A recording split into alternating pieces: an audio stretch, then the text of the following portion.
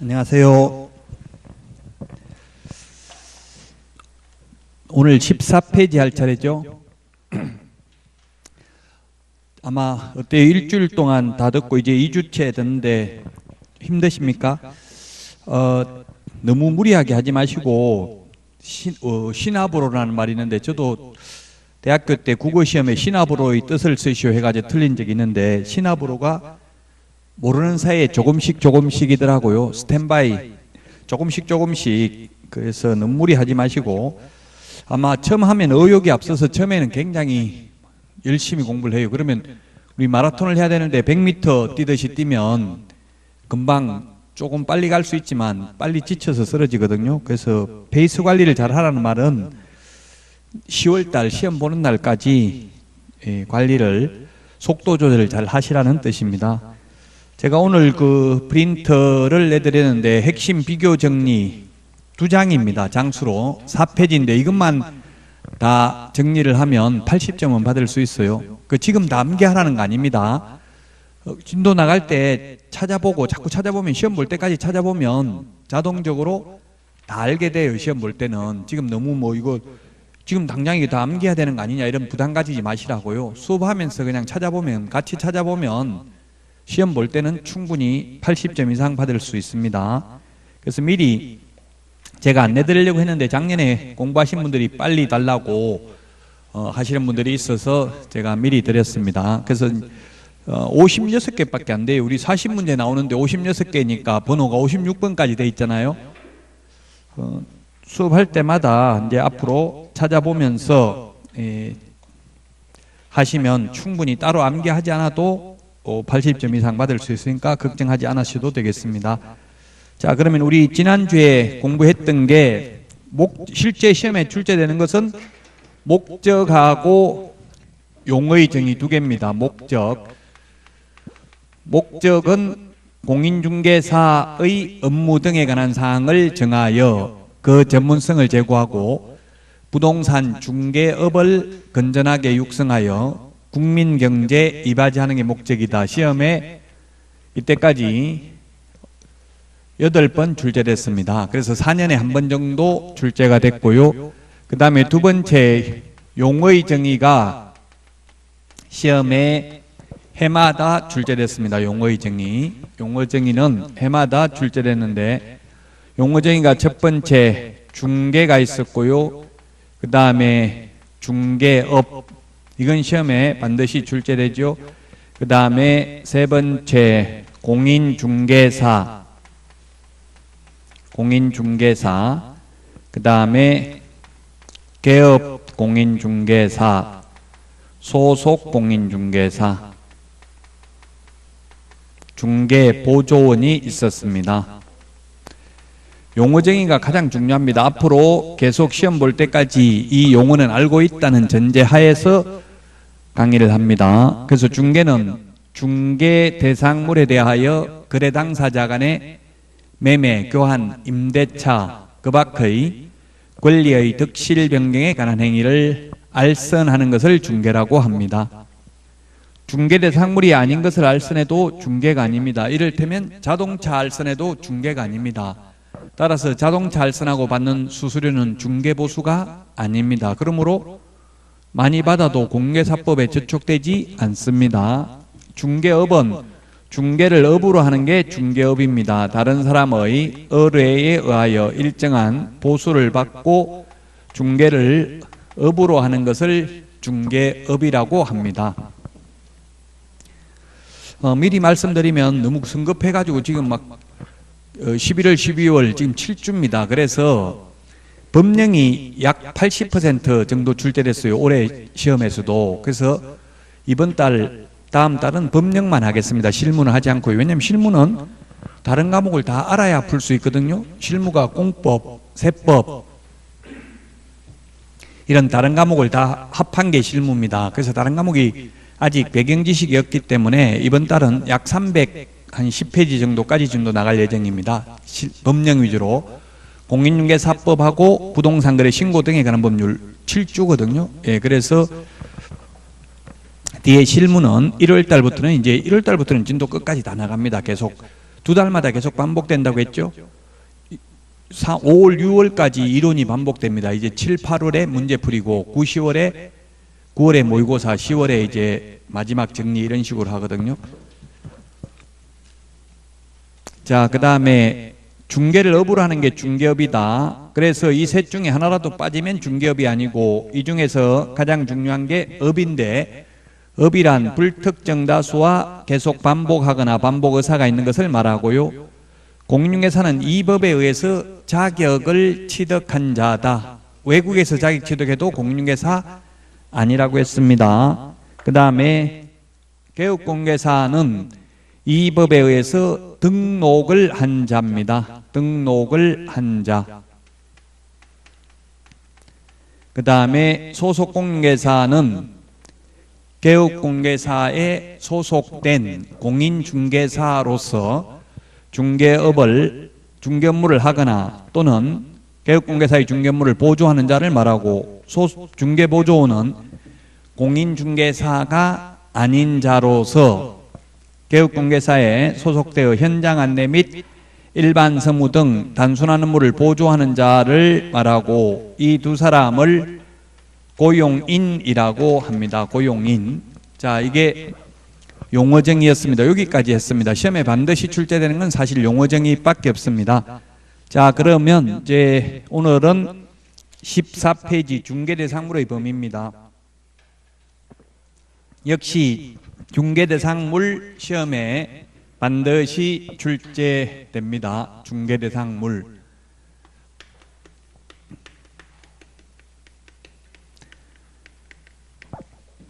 중개대상물이 반드시 출제되는데 첫 번째 토지, 두 번째 건축물, 그 밖의 토지의 정착물,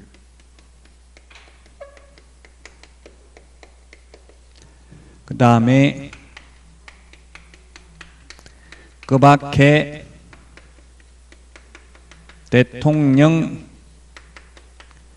대통령령이 정하는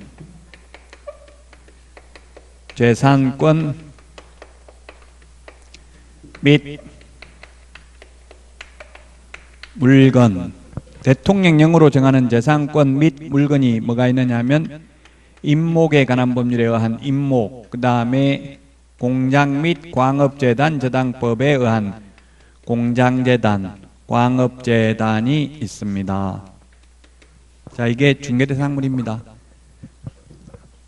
중개대상물, 중개할 수 있는 대상물인데 먼저 이게 어렵습니다. 가장 어려운 게 용어정의와 중개대상물입니다. 나머지 이제 요 중개대상물만 지나가면 어려운 건 없는데 왜 어려우냐 하면 토지, 시험에 중개대상물에 토지가 해당되는지 한 번도 시험에 출제된 적이 없어요. 토지 이렇게 나온 적은.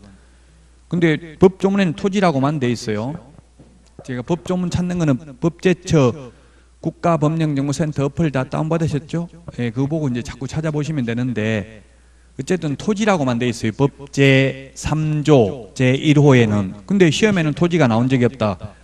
그럼 토지 중에도 되는 것도 있고 안 되는 것도 있는데 그런 설명이 없기 때문에 해석상의 문제이기 때문에 어렵습니다.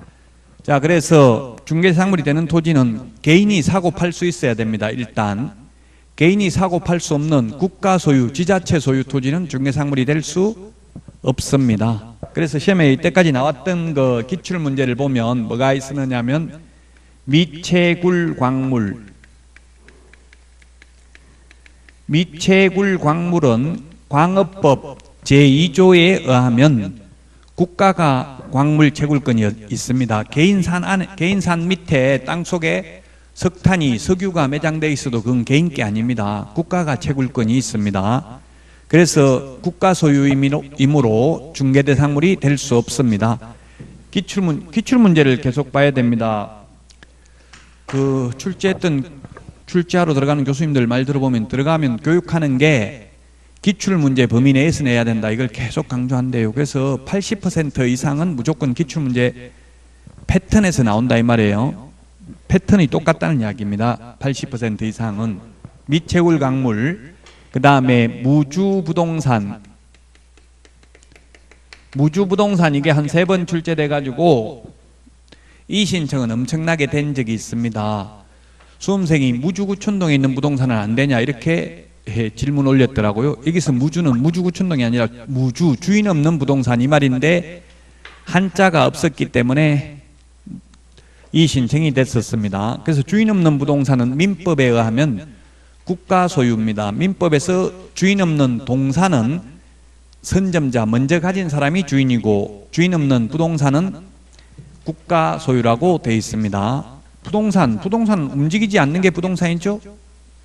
안 입을 자, 움직일 동자, 움직이는 게 동산, 움직이지 않는 게 부동산입니다. 그래서 무주부동산은 국가 소유이므로 중개사물이 되지 않습니다. 시험에 또 포락지가 출제됐었습니다. 포락지, 아마 뭐 학개론에서도 포락지라는 말이 나올 거고요. 이 포락지는 하천의 범람 등으로 인하여 하천화된 토지로서 국가가 토지 소유자에게 손실보상을 하고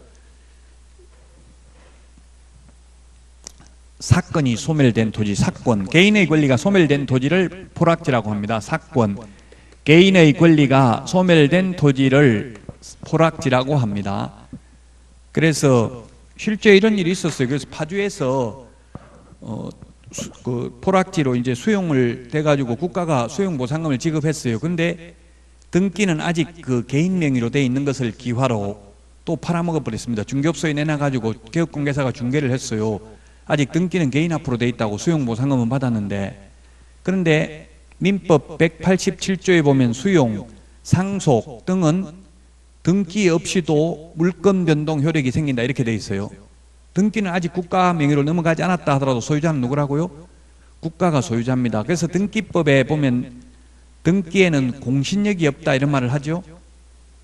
등기부만 믿고 계약했다가 낭패를 볼 수도 있다고요. 그래서 개업공개사가 확인 설명을 소홀히 했다고 손해배상하라고 했어요. 뭘 소홀히 했냐면은 등기사항증명서와 주민등록증만 보고 확인했어요. 본인 인지여부를. 뭘 소홀히 했냐면은 등기필정보, 즉 등기권리증, 집문서, 땅문서 이걸 확인 안 했다고 일부 손해배상하라고 했어요. 100%는 아니고요. 이런 일이 많습니다. 등기에 공신력이 없다가 보니까 최근에 문제가 된 게 또 어떤 게 있었냐면 남편을 그 니코틴을 주사해가지고 살해를 했습니다. 부인이 다른 그 남자와 같이. 근데 그게 늦게 밝혀졌어요. 몇 달 후에 조사 수사를 해가지고 밝혀지기 전에 상속을 받았을 거 아니에요. 부인이니까 남편이 죽었으니까. 자식도 없었나 봐요. 자식이 있었는지 없었는지 모르겠는데 어쨌든 부인이 다 상속을 받았어요. 상속 받아가지고 개업공개사한테 내놔가지고 팔아먹었어요. 다른 사람한테 팔아먹었는데 나중에 수사를 해가지고 이게 살해했다는 게 밝혀졌어요. 그러면 상속권이 없죠. 일부러 죽인 사람은. 그래가지고 조카가 상속을 받았어요. 그래서 매수인한테 그 상속인 부인한테 산 사람 매수인한테 소유권 넘겨달라고 소송해가지고 조카가 승소했어요. 등기에는 공신력이 없기 때문에. 독일 같은 나라는 등기에 공신력이 있습니다. 그럼 등기에 공신력이 있으면 국가가 책임을 져야 돼요. 거기에 대해서 국가가 돈을 주고 대신 이제 만약에 부인이 살해범이라면 그 부인한테 구상권을 청구하고 이런 식으로 해야 되는데 우리나라에는 현재 공신력이 없습니다. 등기부만 믿고 했다가 진정한 소유자가 아니면 책임은 매수인에게 있습니다. 국가가 책임지지 않습니다. 자, 어쨌든 국가 소유 부동산, 지자체 소유 부동산 이거 일일이 다 열거할 수 없겠죠. 그래서 예를 들면 뭐 서울 잠실 야구장, 월드컵 경기장 이런 거 토지라도 중개상물이 아니죠. 개인 게 아니니까. 대전 뭐 건물이라 하더라도 대전시청 청사 이거 건물이라도 중개상물 아니죠. 개인이 사고 팔 수 있는 게 아니잖아요. 예를 들면. 그래서 개인이 사고 팔 수 있는 물건만 중개상물이 된다. 국가 소유나 지자체 소유 토지는 중개상물이 될 수 없다. 일일이 다 암기할 수는 없습니다. 자, 그 다음에 건축물, 이것도 논란의 대상이 돼요. 차라리 무선법에 의한 건축물 이렇게 돼 있으면 쉬운데 그런 말이 없기 때문에 판례에 의하면 이 건축물은 건축법 제2조의 건축물이 있고요. 민법에도 건축물이 있습니다. 건축법 제2조 건축물이란 지붕과 벽 또는 기둥이 있는 것을 건축물이라고 합니다. 이 말은 벽이나 기둥은 둘 중에 하나만 있어도 되고 지붕은 반드시 있어야 되는 게 건축물입니다. 건축법에서는. 근데 민법 99조 제1항에 보면 민법 제99조 1항에는 보면은 토지 및 그 정착물을 부동산이라 한다 이렇게 규정하고 있습니다. 근데 판례에 의하면 민법에서는 지붕, 벽, 기둥이 모두 다 있어야 건축물이다. 자, 그래서 우리 이제 중개실무에 출제가 되는데 이게 어려운데 소위 이동식 세차장 구조물입니다. 우리 주유소에 주유하면 뭐 공짜로 세차해 주거나 2, 3천 원 받고 세차해 주는 기계 있죠? 이 기계도 건축법상 건축물이랍니다. 왜냐하면 지붕이 있고 기둥이 있기 때문에. 그러나 주벽이라고 할 만한 것도 없고 볼트 조립 방식으로 되어 있어 쉽게 분리 철거가 가능하므로 이를 민법상 건축물이라고 할 수 없다. 우리 17페이지 맨 밑에서 6번째 줄에 동그라미 5번에 보니까 그 판례가 나와 있죠. 지금 말하고 있는 게. 찾았습니까? 17페이지 맨 밑에서 6번째 줄. 따라서 이런 이동식 세차장 구조물은 건축법상 건축물이지만 민법상 건축물이 아니어서 중개대상물이 아니다. 그러므로 중개상물이 아닌 것은 누가 중개를 하고 보수를 받든 상관이 없다는 판례입니다. 이게 형사사건 판례죠. 그 6동그라미 5번에 보니까 맨 뒤에 2008 도라고 돼 있잖아. 도 사건 번호가 고노도는 형사사건입니다. 이게 뭐냐 하면 무등록업자가 무자격자가 이 이동식 세차장을 3건 중개하고 한 건당 500만 원씩 해서 1,500만 원을 받았어요. 그 옆에 중개업소에서 좀 무등록업자 처벌해달라고 고발했다고요. 결론은 처벌받는다는 이야기입니까? 처벌 안 받는다는 이야기입니까? 처벌받지 않는다. 중개상물이 아니니까 아무나 하고 돈 받아도 상관이 없다는 이야기입니다. 예, 그래서 결론은 건축법상 건축물이 아니라 민법상 건축물이 중개대상물이 된다. 자, 그 다음에 또 이 건축물은 현존하는 건축물뿐만 아니라 장래의 건축물, 미래의 건축물도 해당된다는 게 판례입니다. 판례. 법조문에는 없는데 우리 시험에 입주권이 중개상물이 되는지 이렇게 출제된 적이 있습니다. 입주권. 그래서 모두 정답으로 인정됐어요. 입주권. 입주권이 논란의 여지가 있다는 이야기입니다. 즉 동호수가 특정된 분양권은 미래의 건축물로서 중개상물이 됩니다. 그리고 입주권은 추천 기일날 추첨을 하여 당첨되면 입주할 수 있는 권리에 불과한 입주권이 중개상물이 아니라고요. 그래서 입주권은 중개상물이 되는 것도 있고 안 되는 것도 있다 이 말이에요. 즉 청약통장도 일종의 추첨해서 추첨되면 당첨되면 입주할 수 있잖아요. 청약통장. 청약통장 이런 건 중개상물이 아니라고요. 딱지, 물딱지, 조개딱지 우리 흔히 동네 말로 이런 것들은 중개상물이 아닙니다. 그러나 동호수가 특정된 아파트 분양권은 미래의 건축물로서 원칙적으로 중개상물이 됩니다. 다만 주택법 등에 의해서 전매 제한이 되어 있다면 그 법률을 따르기 때문에 전매는 안 되겠죠. 그러나 원칙적으로 중개상물은 됩니다. 동호수가 특정된 분양권은 미래의 건축물로서. 그래서 꼭 현존하는 건축물만 해당되는 것이 아니다. 미래의 건축물도 해당된다. 다만 추첨기일날 추첨하여 당첨되면 입주할 수 있는 권리에 불과한 입주권은 중개상물이 아니지만 또 도시 및 주거환경정비법, 우리 공법에서 공부하는 도시 및 주거환경정비법에 의해서 관리처분 인가받은 입주권은 중개상물이 됩니다. 관리처분 인가라는 것은 뭐냐 하면 옛날에 집 가지고 있던 사람 새 집 몇 동 몇 호 준다 이걸 특정하는 걸 이제 관리처분 인가라고 하거든요. 뭐 예를 들면 20평 가지고 있던 사람 뭐 30평짜리 주고 이런 거 있잖아요. 재건축하면. 그런 경우는 도시 및 주거환경정비법상 관리처분 인가받은 입주권은 중개대상물이 됩니다. 자, 그 다음에 그 밖의 토지의 정착물이 있는데, 그 밖의 토지의 정착물은 여러 가지가 있는데 결론은 명인망법을 갖춘 수목의 집단만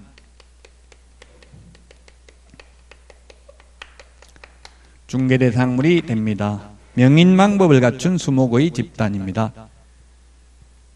그러면 명인망법을 갖춘 농작물도 중개대상물이 아니고요. 그 다음에 교량, 담장, 축대, 토사, 암석, 가식의 수목 이런 것들이 가식의 수목 이런 게 출제됐습니다. 다 중개상물이 아니다. 명인망법을 갖춘 수목의 집단만 중개상물이 된다. 이런 건 주된 내용으로 해마다 나오는 건 아닙니다. 명인망법을 갖춘 수목의 집단이 중개상물에 해당된다는 게 2번 출제됐습니다. 행정심판 결정으로 나온 내용입니다. 자, 그래서 명인망법이라는 건 뭐냐면 명백하게 인식할 수 있도록 관습법상 공시방법을 갖춘 걸 말합니다. 즉 나무 껍질을 벗기고 묵서, 붓으로 이름을 적는다든지 담장을 쌓아둔다든지 이렇게 하면은 토지와 분리하여 소유권의 객체, 즉 팔 수 있습니다. 그리고 중개대상물도 될 수 있습니다. 명인망법을 갖춘 수목집단만 중개상물입니다. 명인망법을 갖춘 농작물도 중개상물이 아닙니다. 그래서 이 명인망법을 갖춘 수목집단, 이게 행정심판위원들이 뭐라고 했냐면 민법에 명인망법을 갖춘 수목집단도 그 밖의 토지의 정착물이라고 되어 있다. 우리 공인중개사법에 그 밖의 토지의 정착물은 중개상물이라고 되어 있다. 그러므로 중개대상물이다. 이런 결정을 했어요. 근데 국토부에서는 유권 해석은 명인망법을 갖춘 수목집단이 중개상물이 옛날에는 아니라고 했었거든요. 근데 지금 유권 해석보다는 행정심판이 더 우선입니다. 그래서 지금은 중개상물인데요. 논리적으로 설명할 수 없는 부분입니다. 즉 제가 볼 때는 행정심판위원들이 공인중개사법의 취지를 잘 모르기 때문에 이런 결정을 한 것 같아요. 즉 국토부에서는 이게 중개상물이 아니라고 본 이유는 별로 안 중요한 물건이니까 이거 아무나 해도 상관이 없다는 취지였어요. 그 지금 현업에서 명인망법을 갖춘 수목집단 중개했다는 사람은 본 적은 없거든요. 그래서 시험에 잘 나오진 않아요. 너무 이런 사이드에 있는 거에 집착할 필요는 없습니다. 공부는 집중을 해야 되지 집착은 하면 안 되죠. 자, 어쨌든 결론은 그 밖의 토지의 정착물 중에는 명인망법을 갖춘 수목의 집단만 중개대상물이다. 나머지 뭐 농작물 이거 밭대기로 거래하는 거, 무, 배추 밭대기로 거래하는 거 이런 거 중개대상물이 아니기 때문에 꼭 개업공개사가 아니라도 아무나 중개하고 돈 받아도 상관이 없다는 이야기입니다. 자, 그 다음에 여기까지가 이제 어려웠습니다. 그 밖의 토지의 정착물까지는 암석, 토사 이게 뭐냐면 4대강 사업 해가지고 모래 같은 거 지금 여주부에 가니까 많이 쌓아놨던데요. 그 모래는 토지의 일부분이지 토지와 분리해서 중개상물이 아닙니다. 그 말은 모래 중개하는 건 아무나 중개하고 돈 받아도 상관이 없다는 이야기입니다. 중개대상물은 개업공개사만이 중개를 업으로 할 수 있는 거예요. 지급을 할 수 있는 거예요. 중개상물이 아닌 거는 이 법 규율 대상이 아니다. 적용 대상이 아니다. 따라서 타법에서 규제하지 않는 한 아무나 중개하고 돈 받아도 상관이 없다는 이야기입니다. 암석, 바위암자, 돌석자, 화강암 이런 거 해가지고 채석 허가 받아서 팔아먹고 이런 거 중개하는 건 아무나 해도 상관없다. 개업공개사 아니라도 된다는 뜻입니다. 가식의 수목, 가식의 수목이 뭐예요? 가짜로 심어놓은 거 우리 정원수 이런 거 하려고 나무 같은 거 이런 거 아무나 중개하고 돈 받아도 상관이 없다는 이야기죠. 자, 그 다음에 3번에 그 밖에 대통령령이 정하는 재산권 및 물건입니다. 지금 가장 어렵습니다. 용어정의와 중개대상물이. 그 요 세 개는 시험에 잘 안 나오니까 이제 개략적으로 하고 지금 기초니까 넘어갑니다. 왜냐하면 현실적으로 이런 임목, 중개했다는 사람을 들어본 적이 없잖아요. 그 현실적으로 없기 때문에 시험에 잘 나오진 않아요. 자, 임목이라는 게 뭐냐면 임목에 관한 법률에 의해서 등기된 나무를 임목이라고 합니다. 생립, 살아서 서 있는 나무만 등기할 수 있고 누워서 죽어 있는 나무는 등기 못합니다. 그래서 등기된 나무는 별도의 부동산이니까 중개대상물이 된다. 토지와 분리해서. 공장재단, 광업재단도 마찬가지입니다. 이 세 개는 따라서 소유권과 저당권의 객체가 됩니다. 그리고 일물, 일권주의 예외입니다. 일물, 일권주의 예외다. 일물, 일권이라는 말은 뭐냐면 하나의 물건에는 하나의 권리가 있다. 일물, 일권. 하나의 물건에는 하나의 소유권이 있다고요. 물건은 하나인데 소유권이 두 사람에게 있을 수는 없죠. 똑같은 물건 하나 가지고 주인이 두 명일 수는 없잖아요. 그래서 하나의 물건에는 하나의 소유권이 있는데 예외다. 그 예외라는 말은 뭐냐면 임목은 나무가 여러 개인데 이거는 임목으로 등기를 하면 이 전체가 하나의 물건을 취급받습니다. 물건은 여러 개인데 마찬가지 공장재단도 뭐냐면 공장부지,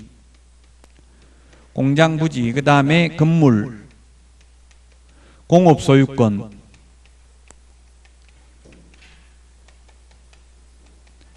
설비, 생산설비 등등 재산적 가치가 있는 물건들을 묶어서 재단 목록을 작성하고 이 재단 목록 안에 들어있는 것을 공장재단으로 등기를 하게 되면 이 재단 전체가 하나로서 중개대상물이 됩니다. 이 재단에서 분리하여 건물만, 공업소유권만 따로 떼어내서 팔 수도 없습니다. 그래서 일물, 일권주의 예외입니다. 하나의 물건에는 하나의 소유권이 있는데 이거는 물건은 여러 개인데 소유권이 하나밖에 없으니까 일물, 일권주의 예외다. 광업재단도 마찬가지입니다. 광업권 이런 걸 다 합해서 광업재단 전체가 하나로서 중개상물이 된다. 일물, 일권주의 예외다. 그러면 임목하고 명인망법을 갖춘 수목의 집단하고 차이 나는 것은 뭐냐 하면 명인망법을 갖춘 수목의 집단은 소유권과 그 다음에 소유권의 객체가 되고 중개상물이 된다는 점은 똑같습니다. 다만 임목은 저당권의 객체가 되는데 명인망법을 갖춘 수목의 집단은 저당권의 객체가 될 수 없습니다. 지금 이게 어려워요. 2차 과목이니까 저당권은 민법에서 물권법에서 물권편에서 하거든요. 그 저당권이 뭔지도 모르는데 이런 말을 하니까 당연히 어려운데 자꾸 인터넷으로 검색해 보시면 돼요. 모르는 단어가 나오면. 저당권은 담보로 잡아두는 것을 저당이라 하고 저당권이라는 건 뭐냐면 담보로 잡아둔 물건을 만약에 채무를 담보하기 위해서 잡아둔 물건을 빚 안 갚으면 그 물건을 처분해서 먼저 우선 면제를 받을 수 있는 권리를 저당권이라고 합니다. 이 말이 한자로 되어 있기 때문에 좀 어렵죠. 어쨌든 대통령령으로 정하는 게 임목, 공장재단, 광업재단이 있다.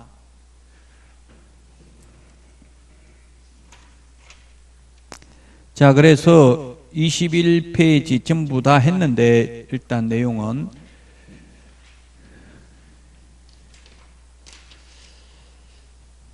23페이지에 보면 문제가 있어요. 23페이지 문제.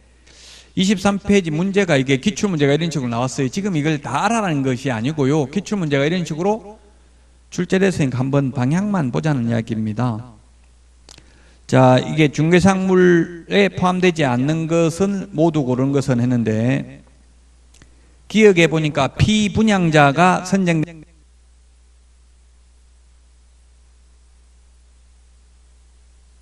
이야기 누가 몇 동 몇 호 받을지 확정된 것 피분양자 이런 말이 있는데 피분양자, 수분양자 같은 말이에요.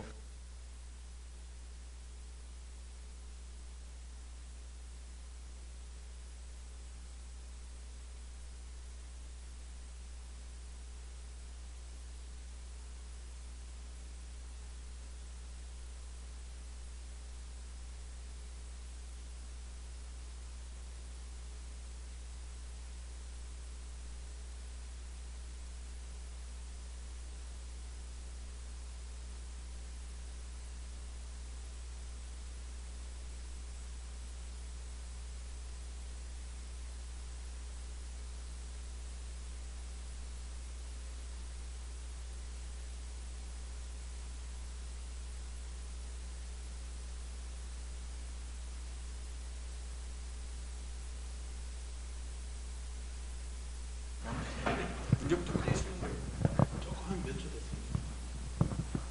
켜져 있어요, 지금은.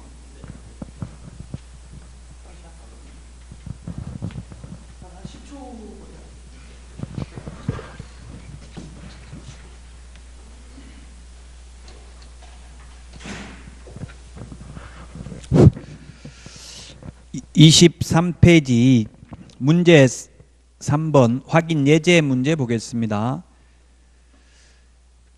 중개사물이 되지 않는 것 했는데 이게 시험에 중개사물이 되는 것은 안 되는 것은 이런 식으로 계속 출제가 되었습니다. 해마다 시험에 출제됩니다. 기억해 보면 피분양자가 선정된 장차 건축될 특정의 건물이라고 했는데 위치와 면적이 특정되면 중개사물이 된다고 했어요. 위치와 면적이 특정되기 전에는 예를 들면 청약통장은 몇 동 몇 호 받을지 아직 확정 안 돼 있잖아요. 그런 건 중개사물이 아닙니다.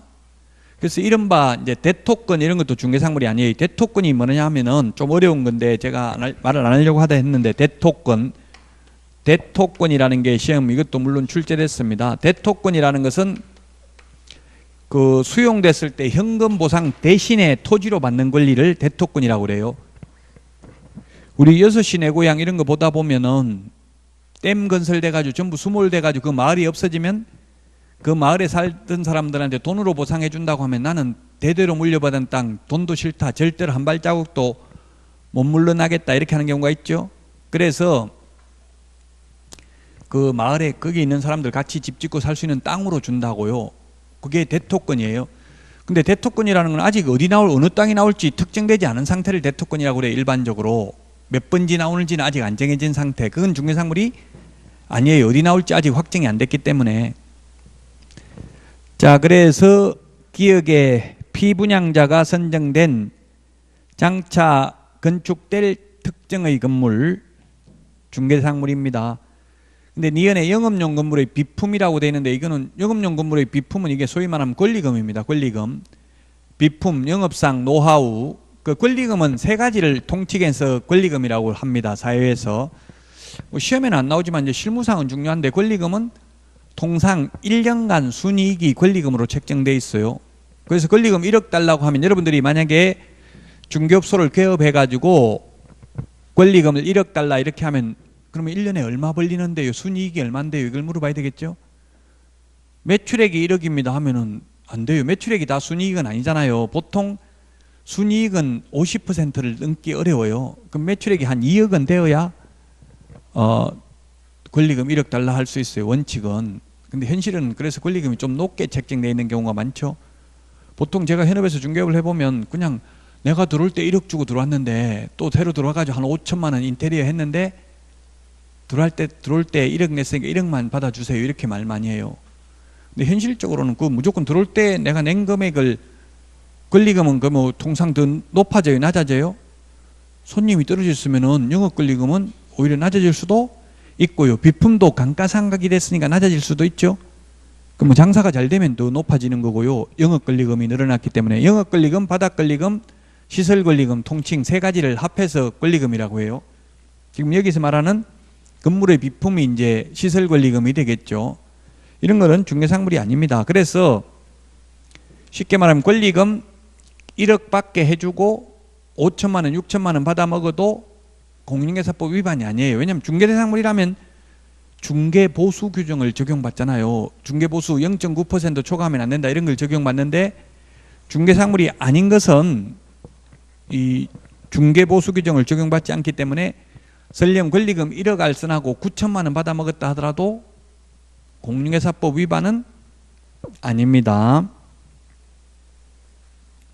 자, 그 다음에 디귿에 보니까 거래처, 신용, 점포 위치에 따른 영업상 이점 등 무형물. 이게 뭐예요? 지금 점포 위치는 바닥 권리금이고 거래처는 영업 권리금이 되겠죠? 다 권리금입니다. 니은 디귿 권리금은 중개사물이 아닙니다. 그 다음에 리얼에 주택이 철거될 경우 일정한 요건 하에 이주자 택지를 공급받을 수 있는 소위 대토권. 아까 이야기했죠? 대토권은 택지 개발을 하면 대토권이라는 게 있어요. 그 원주민들한테 주는 거. 이 대토권 대토권을 알아보려면 어디에 알아야 되냐면 이 법은 시험 범위는 아닙니다. 공익사업을 위한 토지 취득 및 보상에 관한 법률에 나와 있어요. 그 대토권을 어떤 경우에 주는지는. 자, 그래서 결론은 중개상물에 해당되지 않는 것은 했는데 답은 5번이 되겠습니다. 이런 식으로 시험에 출제가 됩니다. 그 OX 문제도 있는데 다음 주부터는 OX 문제를 내드리도록 하겠습니다. 다음 주부터. 이제 여러분들이 책에 있는 거 한번 풀어보시면 되고요. 궁금하면, 안 그러면 그냥 뭐가 있는지 11월, 12월에는 예습 복습 크게 안 하셔도 상관없어요. 너무 오버페이스해서 다 알면 수업 듣기가 싫어요. 또 어떻게 보면 지금 마라톤인데 너무 오버페이스는 하지 마시라고 했어요. 자, 여기까지 중개대상물에 대해서 봤고요. 자, 그 다음에 이제 27페이지 공인중개사 제도입니다. 이제 공인중개사 제도부터는 논란의 여지는 없습니다. 그냥 내용만 파악하면 됩니다. 지금 중개상물 이런 거는 법조문에 대토권이라든지 이런 게 없잖아요. 없는데 시험에 나오니까 어렵죠? 해석상의 문제이기 때문에. 27페이지 공인중개사 제도 한 문제밖에 안 나오는 이유가 한 문제 안 나올 때도 있습니다. 변별력이 없기 때문에 그렇습니다. 시험 보러 오는 사람은 누구든지 알고 있다는 이야기입니다. 즉 60점 이상이면 합격이다 이런 거 다 알고 있잖아요. 그래서 많이 출제되지는 않습니다. 28페이지 보겠습니다. 28페이지 2번 시험 공인중개사 시험에서 양가로 1번 시험 시행기관입니다. 동그라미 1번에 보면 공인중개사가 되려는 자는 특별시장, 광역시장, 도지사, 특별자치도지사가 시행하는 공인중개사 시험에 합격해야 된다. 이걸 뭐라고 부른다? 시도지사라고 부릅니다. 시도지사.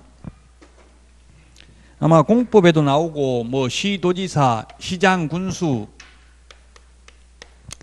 시도지사가 있고요. 그 다음에 시장, 군수, 구청장이라는 말이 있습니다. 여기도 시장이 들어가고요. 시장은 두 군데 다 들어가는데 그럼 시도지사도 뭐예요? 시장, 도지사 이 말이죠. 근데 이 시장은 도지사급 시장이어야 되잖아요. 그래서 특별시장, 광역시장만 해당된다고요. 여기서 도지사급이니까. 따라서 특별시는 서울특별시가 있고요. 그 다음에 부산광역시, 대구광역시, 울산광역시, 대전광역시, 광주광역시, 인천광역시 6개 광역시 있죠. 그 다음에 서울특별시가 있고요. 도가 9개 도가 있습니다. 그리고 제주도는 제주특별자치도입니다. 제주도는 제주특별자치도여가지고 제주도는 공용어가 한국어가 하고 영어가 공용어죠. 제주특별자치도입니다. 제주도는. 그럼 지방자치법상은 우리 지방선거할 때에는 세종특별자치시도 광역자치단체예요. 광역자치단체. 지방자치법상은. 그러나 우리 공인중개사법상은 세종특별자치시는 이게 시군구에 들어갑니다. 세종특별자치시는.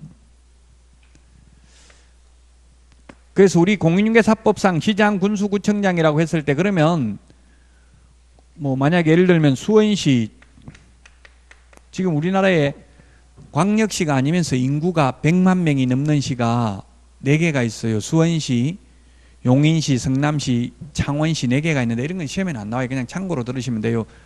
4개가 있는데 수원시는 그래서 4개 구가 있습니다. 영통구, 권성구 이런 4개 구가 있는데 그러면 시장, 군수, 구청장이라고 했을 때 이거는 수원시에는 이거는 어디에 들어갔냐 이 말인데 구가 있으면 우리 공인중개사법은 구가 있으면 무조건 구청장이 해당 관청입니다. 시군구 할 때. 그래서 수원시장은 우리 공인중개사법상 하는 일은 전혀 없어요. 공법에서는 이런 수원시장 같은 사람을 소위 대도시시장이라고 해서 국토의 계획 및 이용에 관한 법률이나 도시 및 주거환경정비법에서는 인구 50만 명 이상의 시를 대도시라고 하거든요. 근데 우리 공인중개사법에서는 대도시라는 말 없습니다. 대도시시장. 자, 그래서 다시 한번 말씀드리면 시도지사라고 했을 때 시는 특별시장, 광역시장을 말하고요.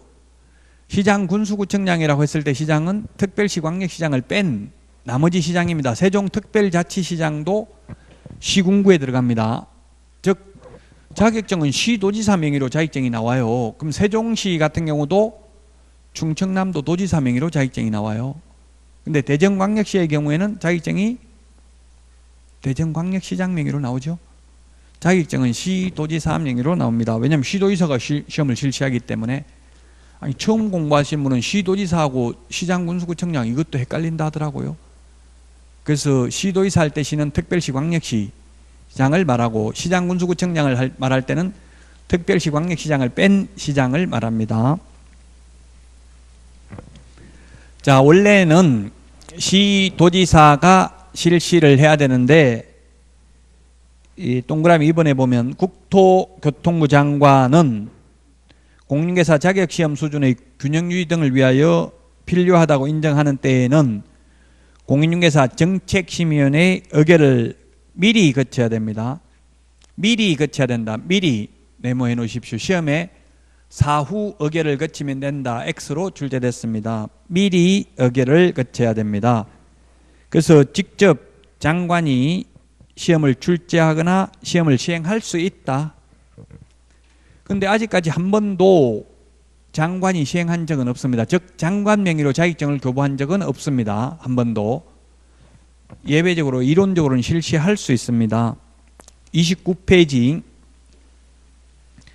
시험 시행기관은 시도지사가 원칙이고 예외적으로 국토교통부 장관이 된다. 따라서 여러분들이 만약에 불합격을 하면 소송, 행정소송이나 행정심판 청구는 시도지사를 피고로 하거나 피청구인으로 해야 될 것이다.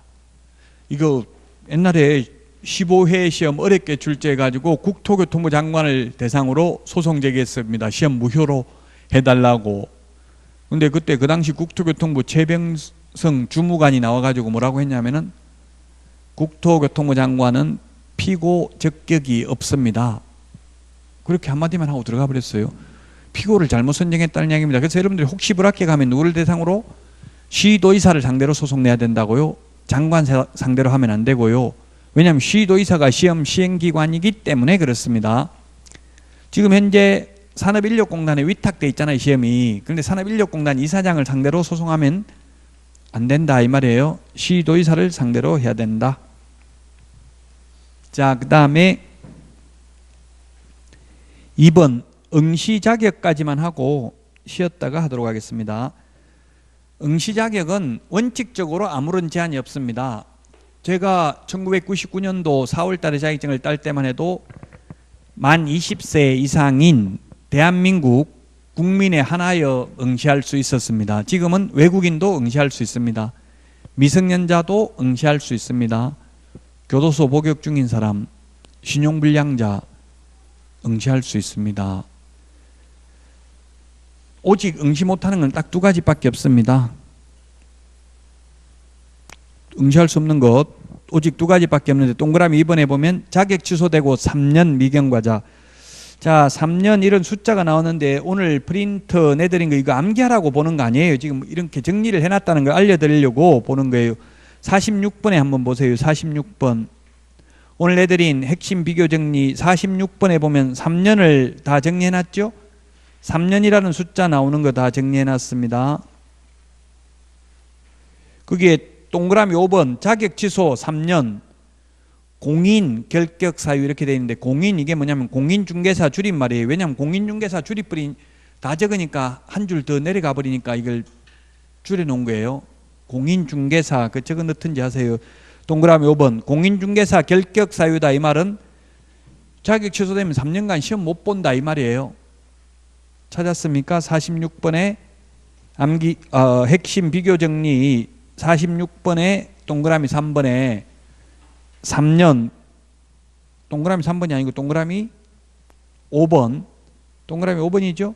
자격 취소되고 3년은 공인 결격 사유 이렇게 되어 있는데 공인이라는 말이 공인중개사 줄임말이다. 공인중개사 결격 사유다.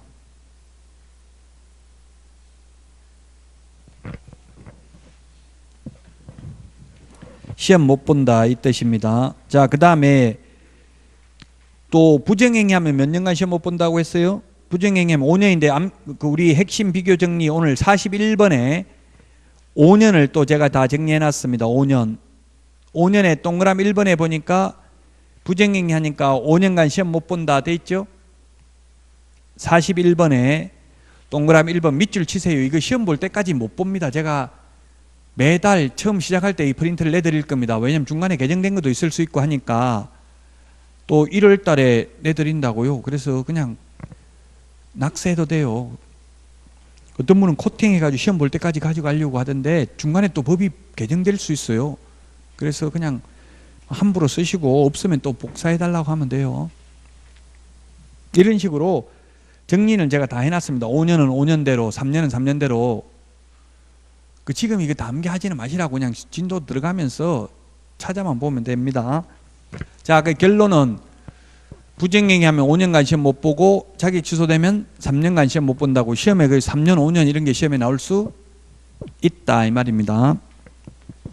좀 불합리하죠. 우리 수능 시험은 1년간 못 보잖아요. 부정행위 하면. 근데 제가 그래 국토부에 공인중개사는 너무 형평성에 어긋난다. 수능도 1년밖에 시험 못 보는데 시험 1년만 못 보는데 우리는 5년 동안 못 보도록 하는 것은 형평에 어긋나지 않냐. 바꿔달라. 우리도 1년간만 못 보게 시험. 이렇게 하니까 국토부에서 지금까지 부정행위를 해서 적발된 사례는 거의 없는 것으로 사료됩니다. 이렇게 하고 있어요. 거의 적발은 안 돼요. 오늘에도 시험 봤던 분 이런 사례가 있었어요. 1차 시험을 시간이 늦었나 봐요. 그런데 감독관이 원래 시간 지나버리면 제출하세요 세 번만 하고 가져가 버려요. 근데 출제위원회 그 감독관에 따라서 조금 성향이 다르잖아요. 어떤 분이 그래 봐줬나 봐요. 좀 한 5문제 더 시험 끝나고 체크했나 봐요. 그러니까 옆에 그 다른 수험생이 왜 저 사람 봐주냐, 나도 그냥 냈는데 내 거 돌려달라, 나도 다시 체크하겠다, 이렇게 나온 거예요. 그래서 뭐 그냥 감독관이 봐주려고 하고 1차는 그냥 갔나 봐요. 근데 2차 시험 앉아 있으니까 또 같이 같은 장소에서 보잖아요. 시험이. 아까 그 학생이 저 사람 뭐 부정행위인데 왜 또 앉아 있냐, 2차 시험, 이렇게 항의를 한 거예요. 그래서 어쩔 수 없이 감독관이 2차 시험 못 보게 가져가 버렸대요. 옆에 원래 이게 공인중개사의 적은 공인중개사예요. 현업에 나가도 마찬가지예요. 옆에 같은 부동산들끼리 민원 넣고 이런 거 많아요. 현실적으로 보면. 그게 가장 가슴 아프더라고요. 저도 중개업을 해보니까 동료들끼리 막 회식하고 이럴 때는 언니 이렇게 하다가 또 그 언니 화장실 가고 나면 전년 2년 막 이렇게 욕해요. 그 현실이 그렇다고요. 그래서 여러분들도 그 시험 그래서 시간 잘 지키도록 노력해야 돼. 그럼 모의고사는 꼭 봐야 되겠죠. 모의고사 안 보면 그런 식으로 시간 안배를 못 해가지고 실력이 있는 분들이 그래. 실력 없으면 시간이 남을 수가 없어요. 모르니까 뭐 다 찍다 보면 시간 많이 남아요. 그 시간이 모자란다는 것은 실력이 어느 정도 있다는 이야기예요. 그러니까 실력이 있는 분들이 모의고사 응시 안 해봐가지고 페이스 조절 못 해가지고 그렇게 안타깝게 이제 1차는 될 가능성이 많겠지만 2차 시험 못 봤으니까 2차는 안 되겠죠. 예, 그래서 꼭 시간 안배하는 거 조심하셔야 되겠습니다. 자, 응시 자격까지 봤습니다. 3번 시험 방법부터는 쉬었다가 하도록 하겠습니다.